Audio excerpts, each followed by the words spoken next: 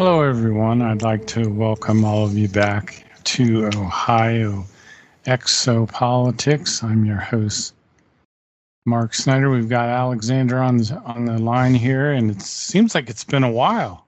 I feel like it's been too long, Mark. Isn't that weird? I wonder what the deal is there. I think you just missed me. I guess. I mean, I don't know what the deal is, but Yeah. maybe I missed the information that goes back and forth. You know, we don't get the opportunity.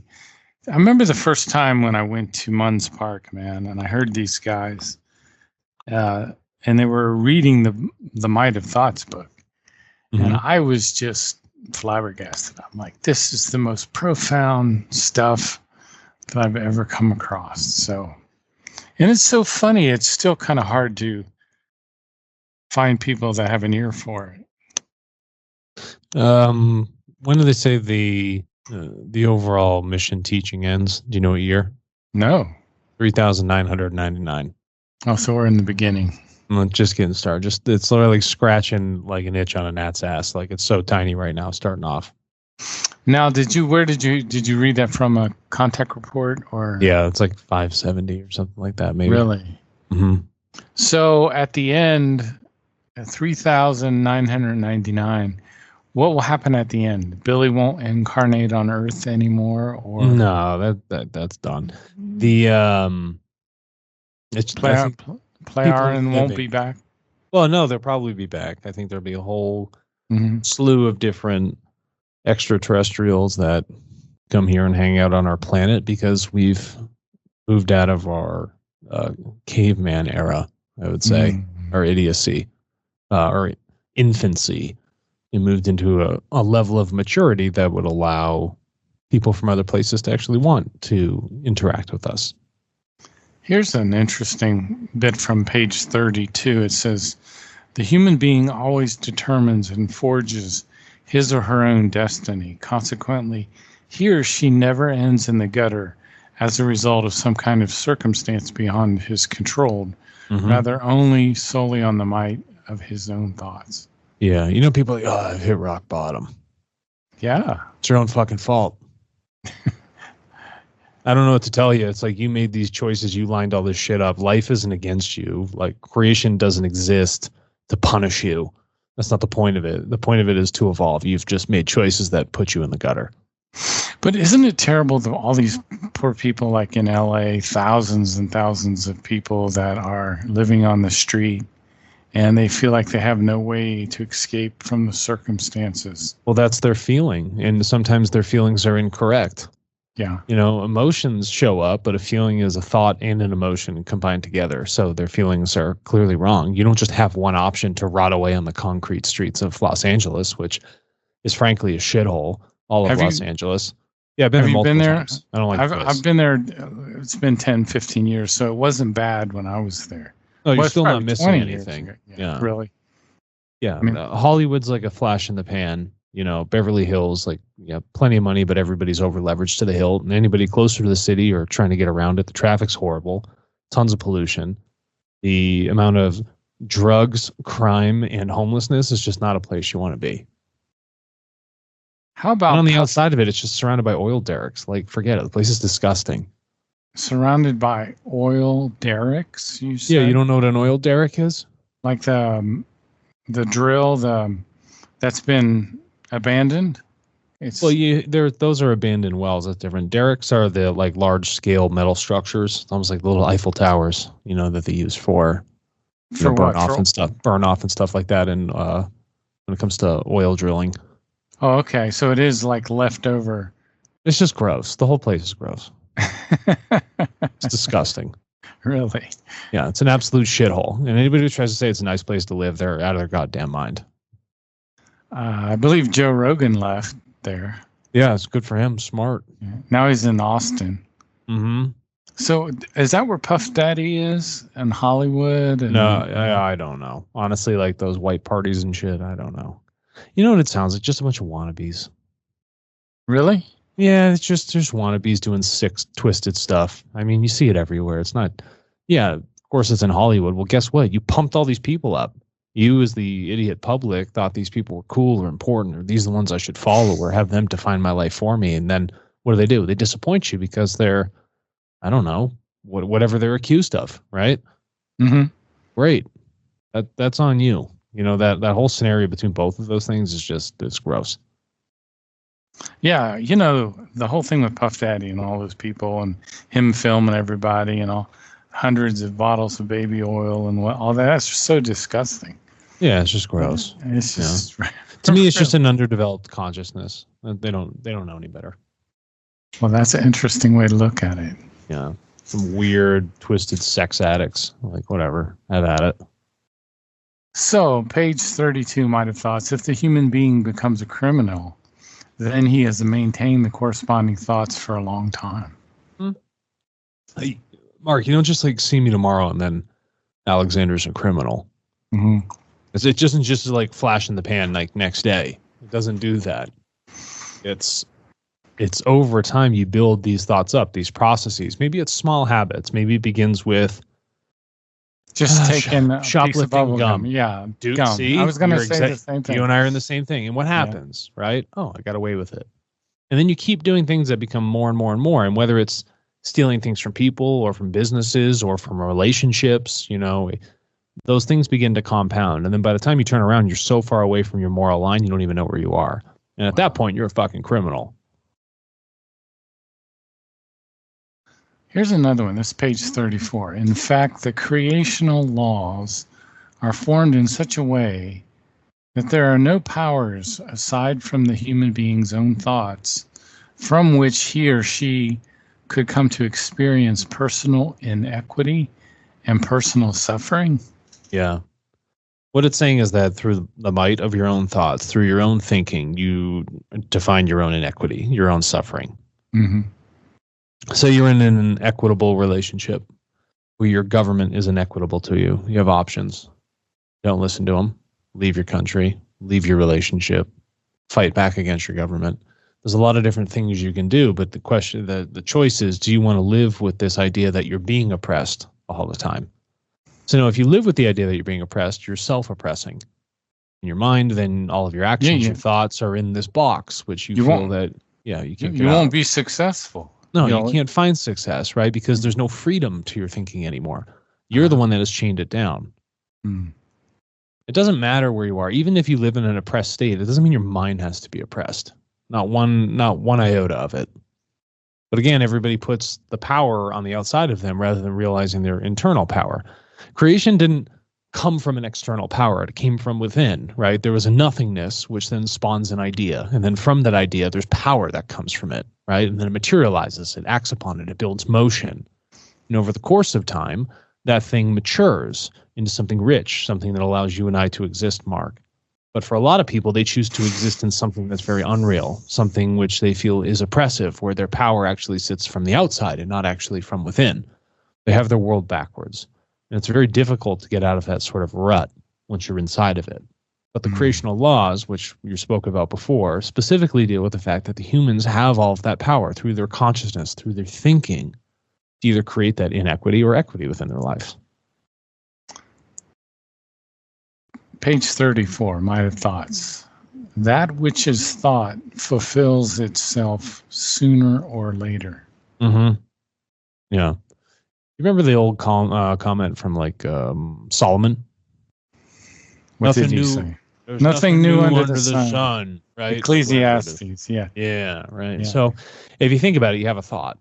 Everybody's had thoughts. Sooner or later, those thoughts materialize into something, whatever they may be. Good things or bad things. They're going to materialize. Mm-hmm. And that's what it is. Because when you have a thought, it bounces out, bounces back, slams into other people. Someone's like, oh, that's kind of a good idea. They don't know where it came from.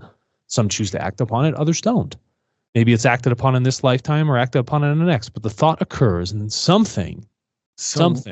It's the thought that fulfills itself. It's not the people necessarily that had the thoughts. No, absolutely not. It's the thought that fulfills itself. And Mark, think about it. We have all these thoughts. They end up fulfilling themselves. But where does everything else end? Where does it end, no matter what? It doesn't. Or does it? No, it does. It ends back up at creation. Every single time. Yeah. I mean, so if you consider this point, Mark, it doesn't matter all these ideas that we're having. They all end up in the same place. And it doesn't matter if you do it now or later. They end up in the universal storage banks, right? Oh, universal storage banks. All things coalesce back to creation. All of it. We can have all these cool things, all this cool tech. We go out, we're so advanced, doing all this great stuff. Look at human beings, so cool. We can levitate and shit. Guess where you end up? Right back to creation. Every time. So what do you mean exactly by right back to creation?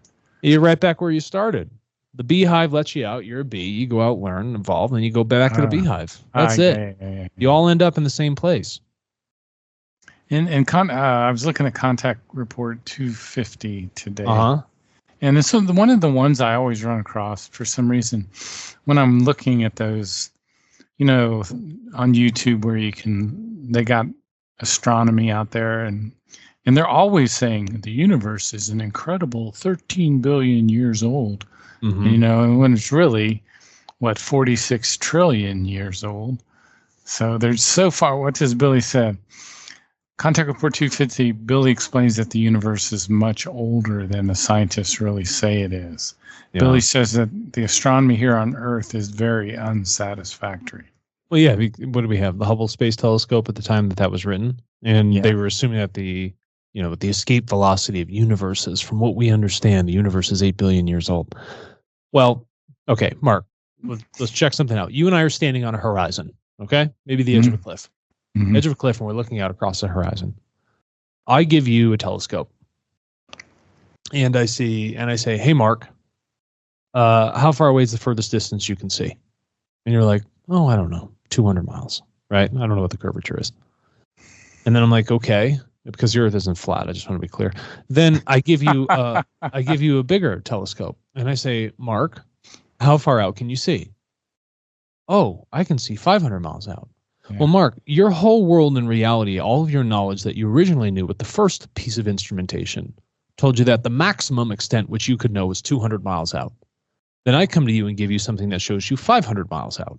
Your whole world changes, all of your calculations, what you thought. It debases all of your original understanding for what you thought the totality of your experience was. So the same thing happens with us with instrumentation when we're looking out to the edge of the universe.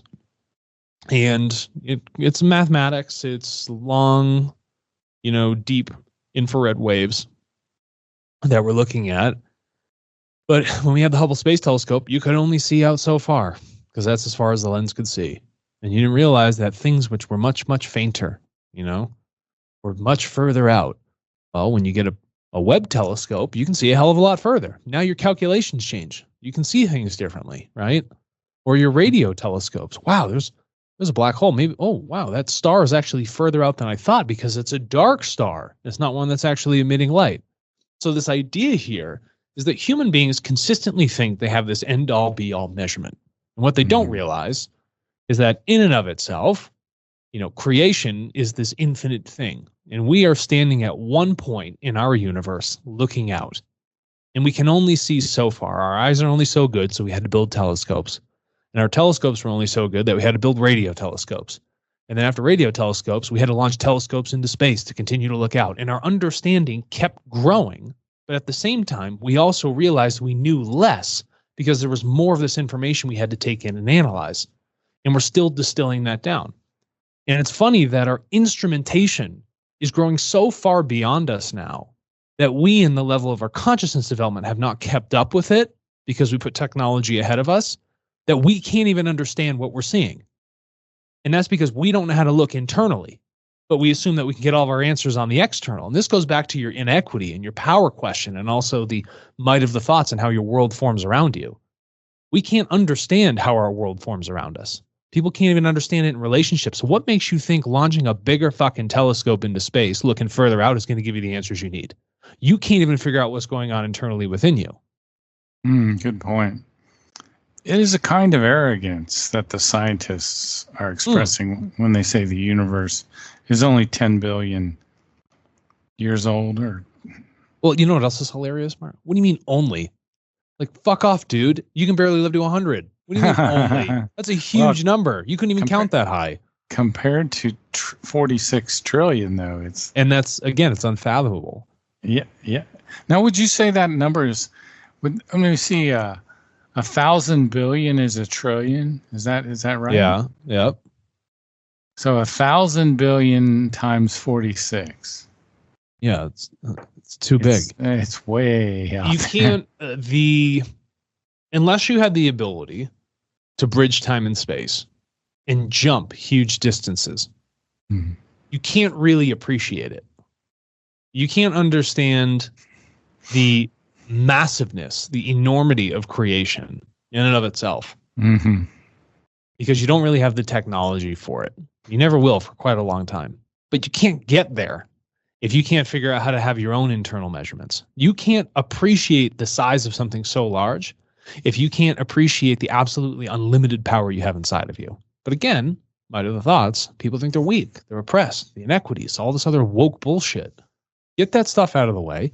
And what you realize is that if you can understand the unlimited capacity of the self, then you can slowly begin to recognize the unlimited capacity of creation. And then you will build instrumentation that will allow you to bridge time and space. But you will never, ever, ever be able to do that effectively in any safe manner if you cannot find that measure internally first. It doesn't matter what you build on the outside.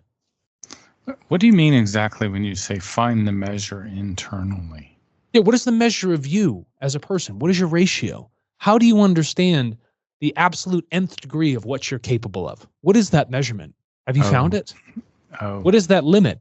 People don't know these limits. They don't know the limits of their patience. They don't know the limits of their emotions. They don't know the limits of their love. They haven't taken the time to think of these things. Those are some good points. Well, I hope so. They seem reasonable. Yeah. Determine what your own patience limit is. Yeah, that's exactly right. Yeah. So anyway, even the material belt is continuously becoming and passing away. Nothing in the material belt is really permanent. No. Although we think of it that way. Well, you have 3 belts on the outside of the material belt. Yeah. These things are pushing in, sending new material in through the outer edge of our universe in towards us. Okay? Mm-hmm. So things are actually, it's confusing for a second. We're moving into the past. These things are being created. That's the timeline of material. Okay? Yeah. So the past is actually in front of you. Mm. And then we're moving into the past. Yeah, you're aging into the past. It makes a hell of a lot of sense if you're going to think about it. I wrote a paper on this once. But then before that, you have 3 other belts on the other side of the material belt. And those are getting squeezed against it. So you have both of these things occurring. At the same time, you have this small little band of materialism that we exist in. New things coming in, old shit going out. We don't think of our sun as going away, but it's dying. It's like dying. It's like when a baby is being born. The day you're born is the day you start dying. It's all the same thing. But again, our measurement of time, we can't really respect it. We don't see it, and it's difficult for us with our instrumentation to see the differences in the sun's age and luminosity, or essentially energy capacity in its fusion process that's occurring. We don't understand fusion very well. We can't do it on this planet. So what makes you think we could appreciate the longevity of the star and the fusion process that happens within it if we can't even figure out how to recreate it here? Okay. Wow. You know what the deal, when I bring this back down to Earth, like, Semyasu said that the Earth humans are addicted to unreality. Yeah. So doesn't it go hand in hand that we wouldn't be able to fathom things like stars and time and material belt? Can't do it. That's not even worth getting into. I spoke about this the other day. You can't even get to the point of appreciating time and all these other great aspects of creation because you haven't appreciated the simple stuff within nature. You miss it every single day. You've never felt one iota of peace in your heart. Man does not know it currently on this planet. They don't feel it. If they did, they wouldn't be moving, nuclear missiles and threatening each other. I mean, like, they haven't. Well, let's talk about that. I wanted to talk a little about Putin and the war in Ukraine and all this. Did you see where Biden had brought in the heavy cruise missiles? Yeah, he's an idiot. Well, he's not the one that did it, but he's an idiot. No, they were given to NATO, and then NATO fired them at Russian targets in Russia.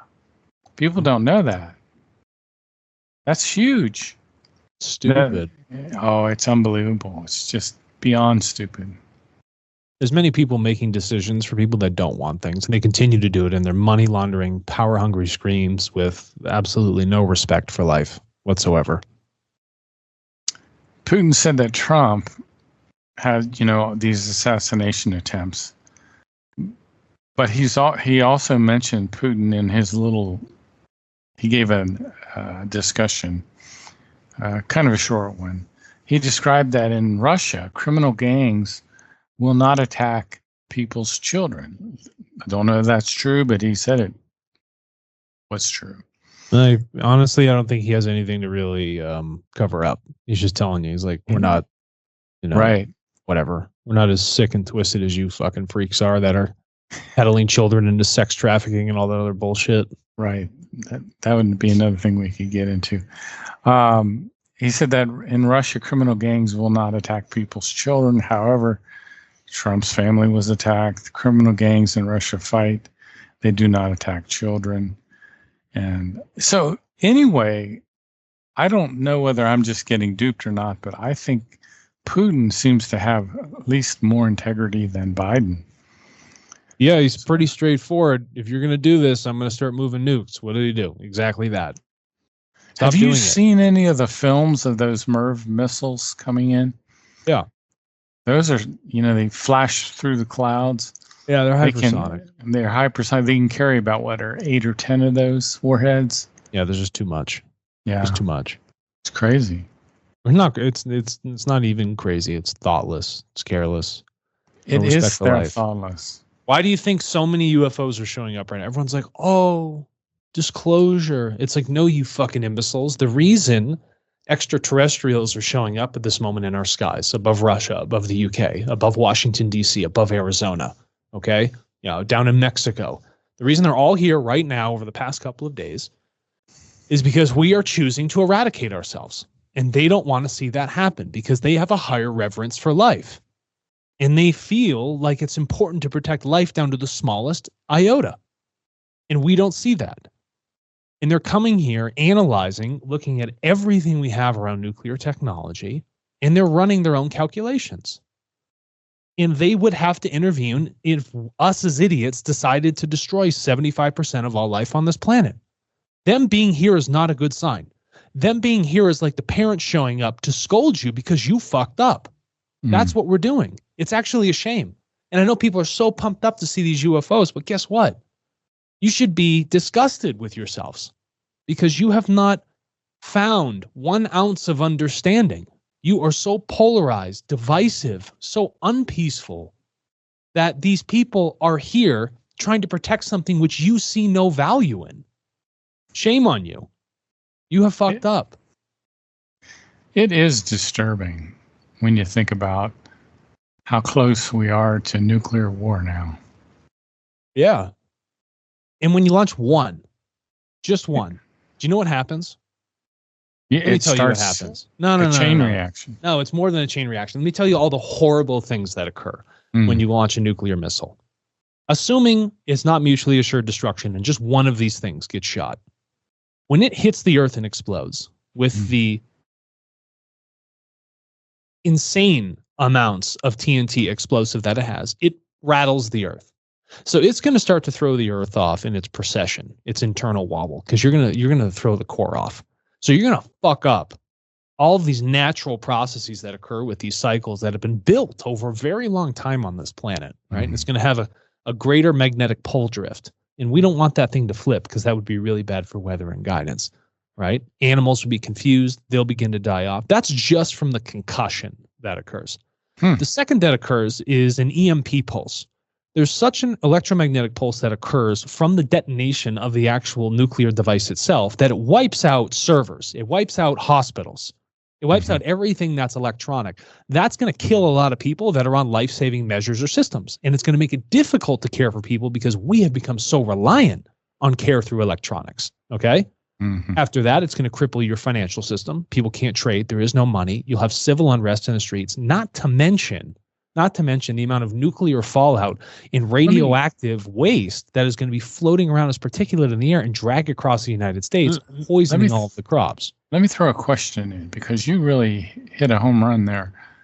Are you saying that EMP would wipe out like nearly all of our financial information? Yeah, absolutely it would. So you wouldn't be able to drive your car, Mark. Your car wouldn't start. Yeah. So you, all the money you had in the bank would poof, it's gone. I mean, gone. Money, gone. Communications gone, everything. And so you're left with nothing. You're in the darkness. See, this needs to be brought out, because there are people in our government, I think, that are so slow-minded that they hadn't thought that through. Which I have to. No, they know it. They absolutely know it. This analysis has been run. There are people that specialize in doing these calculations. Oh, I'm sure. And they know this. They absolutely know this. I bet. But again, they have no respect for life, so they ignore the things. They don't understand cause and effect, Mark. They don't understand the interaction that occurs just from one of these things. And then you go to launch 8, and then you launch 20 of these missiles with 8 on top, 160 nuclear detonations all at the same time. Shit's gone. It's ruined. All the planet's absolutely ruined. Oh, I wouldn't even be worrying about that, Mark. I'd be worried about the ability to breathe air. Yeah, exactly. And everybody doesn't want to talk about it. They're just like, oh, it's so negative. I don't want to hear it. Fuck you for the negativity. You brought this on because you want to ignore it. You don't want to confront the people making these stupid decisions. You don't want to talk about it because you're too much of a pussy to confront these people, whether it be your politicians or your family. McCaig is Irish, right? No, it's Scottish. Scottish. I'm seeing a little of the Scottish come out. Yeah, but you don't want to know why? I care so much about life. Yeah. And it is incredibly disappointing to see us even get to this state that we're in. Yeah. It's a waste. This whole thing with cruise missiles kind of opened my eyes that anybody would actually do that. Of course they would. Gosh, fire at Russia. Not even Russia. Don't fire at anyone. I don't even care if it's your worst enemy. Stop using them. Indeed. Yeah. Because you want to know, it's not a function of protection. It's purely a function of destruction. Exactly. So now, in this instance, let me share something with you. If Russia used a laser-based disabling system for nuclear warheads that were coming at it, that would make sense. It disables them out of the sky. I get it. They never detonate. That is a perfect defense measure. But no, what do? Oh, you're going to build something destructive? I'm going to build something destructive. It's not like, oh, I'm going to only be here on the defense with a much greater defense to disable whatever you send me. It's like, no. What you send back, I'm going to send it back tenfold. So when these MIRV missiles come in, when that is opened up, and then all these different warheads start coming down to Earth, that is a hypersonic system, isn't it? Yeah, I mean, it's over, man. It's over there's in 12 it's minutes. Too fast. It's like 7.5 minutes. The world ends. Jeez. You can live your entire life, and the existence just ends in a flash. Thank you for all of this going to waste. 7.5 minutes. What did humanity learn up to this point? Absolutely nothing. This has shown me that at this very moment, we have learned nothing. Our evolution in total aggregate is so fucking stagnant that we have learned nothing, that we would still choose to threaten each other and all life because of some sort of political quarrel and people determining ground and somebody trying to do a land grab. It's the stupidest shit ever. It's infantile. They're children of the highest order. I don't care how long they've been around or how white their fucking hair is. They are absolute degenerate, mindless children that do not care for life. Do you remember Mohenjo-Daro, where the sand turned to glass? And some people speculate that there were nuclear wars in the ancient past. Yeah, this has happened in a couple of different areas, right? You can find this stuff. I have some of this glass. It hangs from my truck, actually, as a reminder. Wow. And it came from the Libyan desert, right? And there's two options. Either the scientists would say either a meteor came in and seems to have hit this area and superheated the sand turned into glass. or the other people are like, there's a nuclear detonation that happened here because people were idiots in the past. It's not the first time in there's been nuclear conflict here on planet Earth. But we keep repeating these things. We're in these weird, vicious power cycles, and they just won't let it go. And it's not that it's unnerving for me. It's just like you have so much hope, Mark, that people will develop. And they will. But the amount of time and the absolutely costly mistakes they have to make because they just don't think it all the way through first is a shame. And we who do not want these things have to bear the unfortunate brunt of these absolutely idiotic choices made by others. I was watching a show on YouTube the other day. I like historical stuff, and the Germans had actually been working on what they called the America bomber. Sure. A bomber to make it to New York City. They were going to try to attack New York City. That's a pretty huge undertaking, but they never, I guess, too far. It was too far back at that time. Yeah, a little bit of a distance, right? Yeah, they couldn't really. Have you ever heard of the Horton? Is another Nazi weapon. It was basically, it looks like a B-2. Okay. The Horton. But it was made mostly from wood, which is hard to believe that they actually had two jet engines, all these pieces of wood that they glued together. So anyway, why can't we be that pilot? Yeah.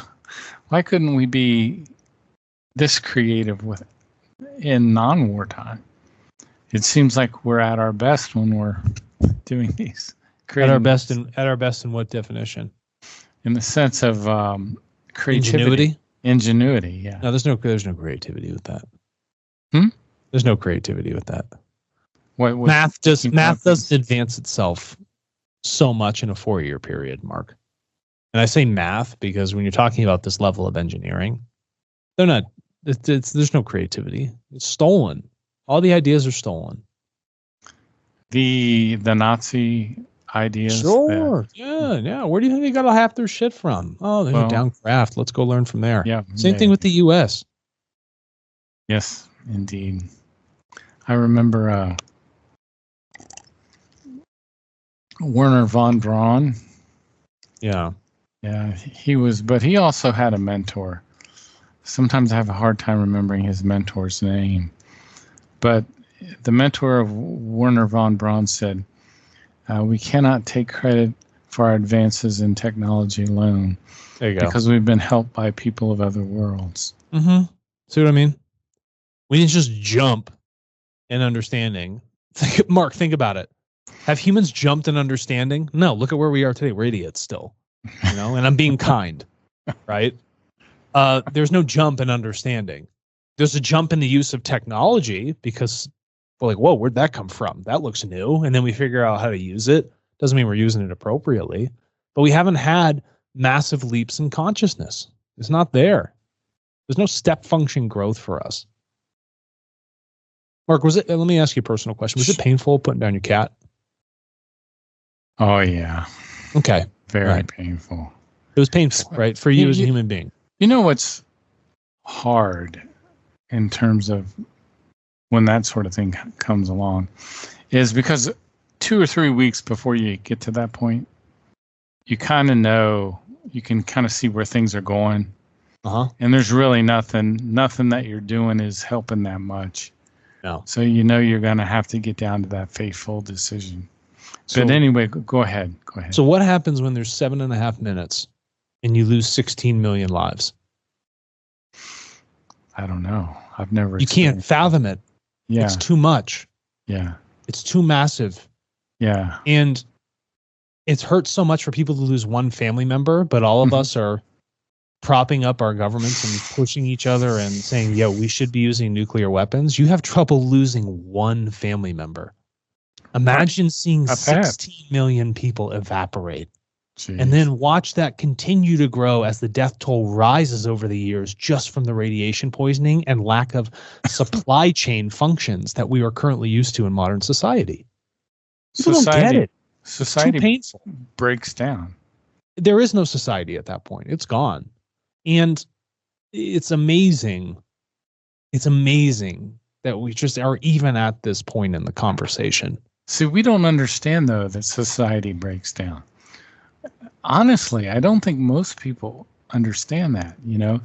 If the financial situation is such that your records are all gone, so your credit card doesn't work, right? Mm-hmm. So you can't take any gas for your vehicle. No one's producing gas. No one's bringing gas in. That shit goes away. Gosh. And then food. Well, what food? Yeah, it's what gone. Food? It's destroyed. It'll be gone in a few days. People won't be growing crops. They'll eat the last of whatever walking animal beasts are around. People end up eating their own dogs. Right. I don't doubt that. No. So this is the reality. This is the reality. It's a sad reality, and there's no way. It doesn't matter how truthful I am, how burning the words may be. I can never be loud enough because the right people don't want to listen, and they've never cared to listen. Mm-hmm. But I will continue to speak and then bring some truth and light to it. But it's a real shame. Mm. But it shows me that man truly has never felt peace inside of themselves. They don't know it. They can't define it. They could never describe it. Man doesn't know it. Trump wants peace. He wants a ceasefire between Ukraine and Russia. Yeah, but that's not just peace. Ceasing fire is not peace. No. Yeah, that's again, it's a very external factor. It's like peace is way more than that. Everything else still continues to be destroyed. There still be divisiveness among people. There still lacks that peace because of the politics and the lack of understanding. They don't get it. They don't feel it because they don't know it. They don't know how to feel it. The other thing is that the United States taxpayer doesn't realize he's paying for that war. Billions of dollars, right? They're starting to feel it now because they're getting taxed, so the federal government can buy things from private companies that can be weaponized and then send that shit over. You don't pay for it directly. You pay for it all indirectly. I've heard that 1 million people have been killed by this war. I don't know. Could have been. I think it is. So who do you say is at fault the most? United States. Is it? Yeah. Because United States running NATO? Because if we stop putting forth the money, then people don't have anything to fight with. Stop it. The war is over, right? Yeah, exactly. But then you wonder, how does that work? We're giving them Abrams tanks, we're giving them F-16s, then we can't even afford anything ourselves because we're so far in debt. It's strange. What a world. Yeah, it's propped up on nothingness. Mark, it's just empty. It's vapid. Vapid's a good word. It's an unreality. Somebody said Kamala Harris was vapid. That's Checks terrible. And I think they're fighting in the Ukraine with older men, women, children, are fighting in this war. You can only conscribe so many people. I think they've ran out of people to a certain degree. And I think if Zelensky doesn't come to the table, that Trump's going to pull all the money. He'll never come to the table. I bet you the same thing happens to him that happened to Adolf Hitler. He'll just go away. Kill himself. Die. Kill himself? Guarantee it. That's interesting. Yep. Do you think that'll happen soon? I don't know. Do you think the Russians are showing great patience? Yep. I agree.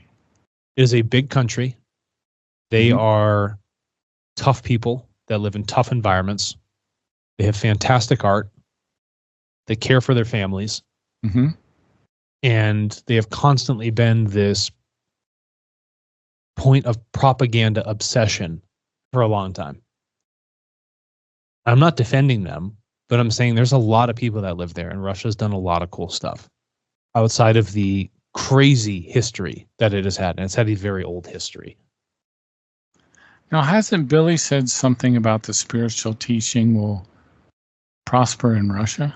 It might prosper in Russia. You know what prospered in Russia? There's a gentleman named Vladimir Vasiliev. You ever heard of him?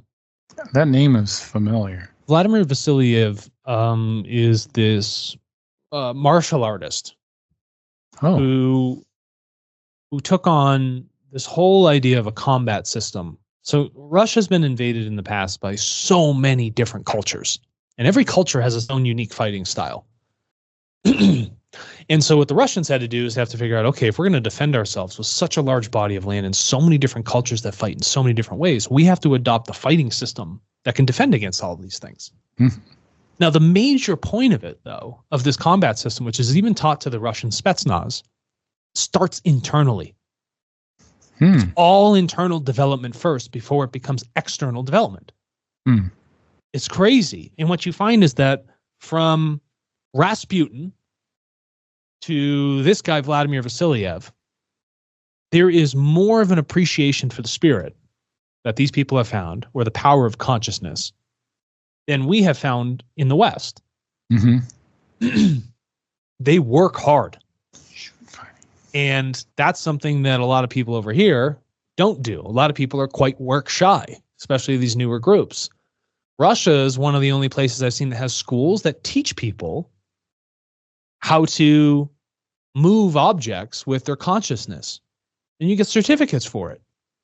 They understand that there's more to the vessel than just the physical self.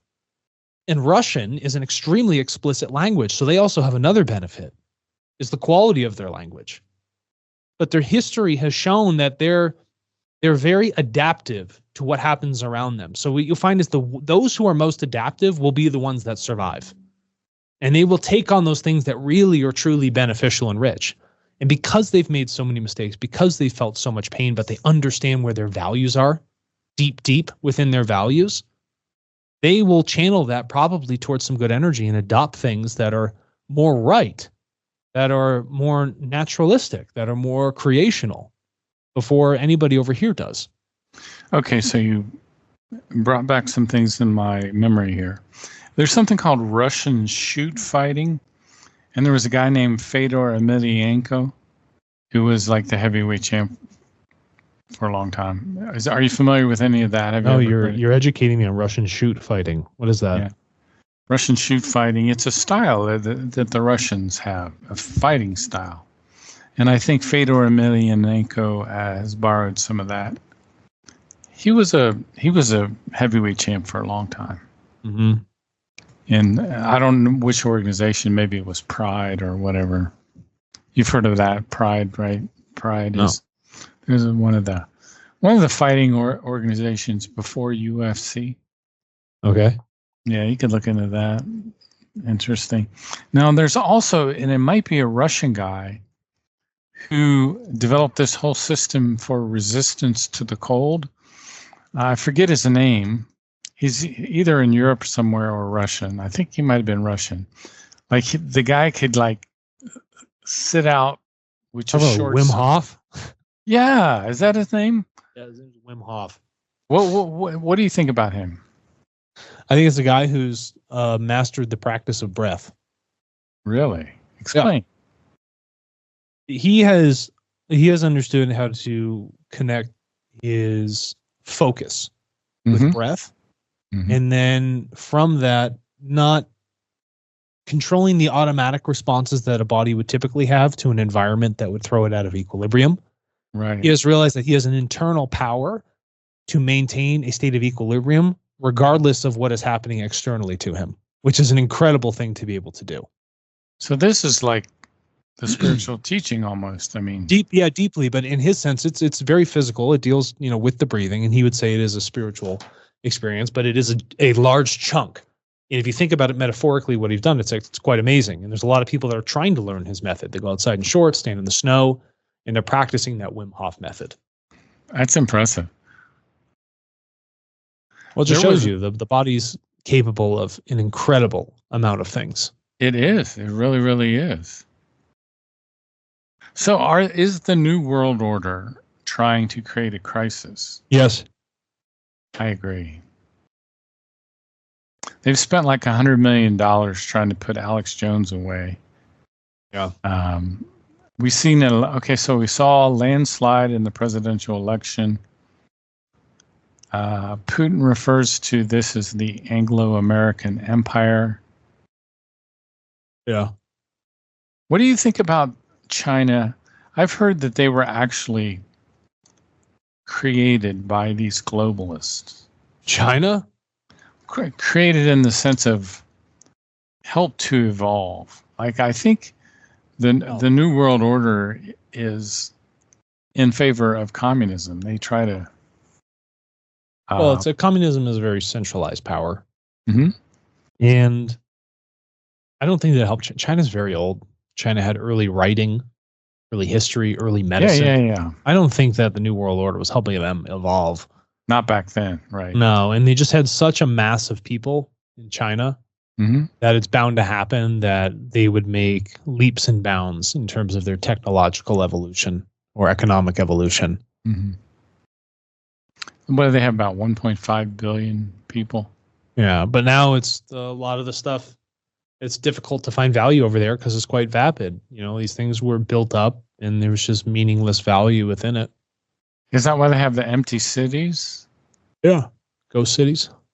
Mm-hmm. China is very interesting, especially the Korean War. I don't know if you've ever...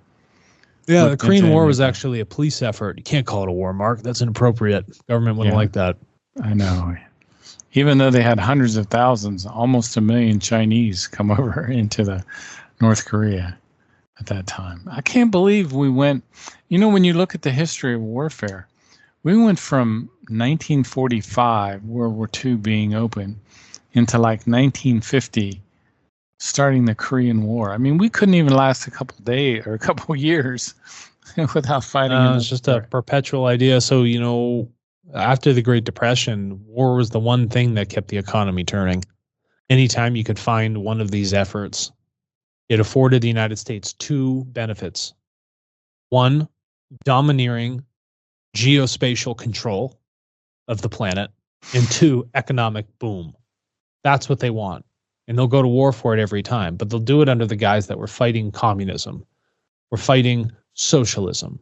We're fighting Nazis, right? Mm-hmm. Democratic socialists. We're doing all of these things. So now we're fighting terrorism. That's all it is. It's a giant land grab.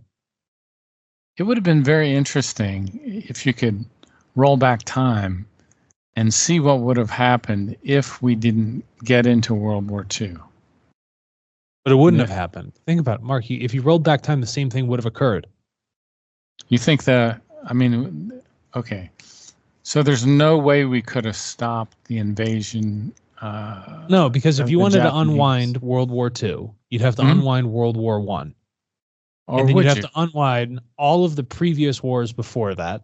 Everything from all the royal dynasties, right?